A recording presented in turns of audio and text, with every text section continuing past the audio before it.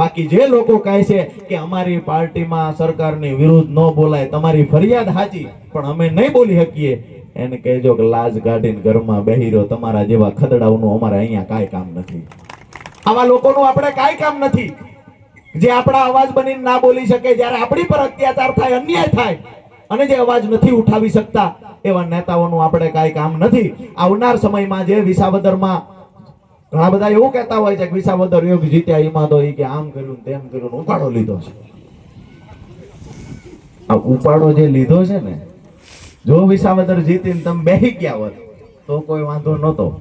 હવે તમે સરકાર બનાવવા માટે થઈને ગામડે ગામડે ફરો છો, સભાઓ કરો છો અને સભાઓમાં સંખ્યા થાય છે, એનાથી ભાજપના નેતાઓને વાંધો છે.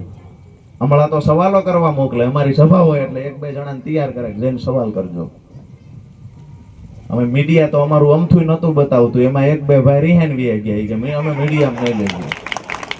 એટલે હવે મીડિયા આમથી અમારાથી તો છેટું ભાગે છે. ભાજપ વાળા એડવર્ટાઈઝ દે છે, અમે કઈ દેવાના નથી.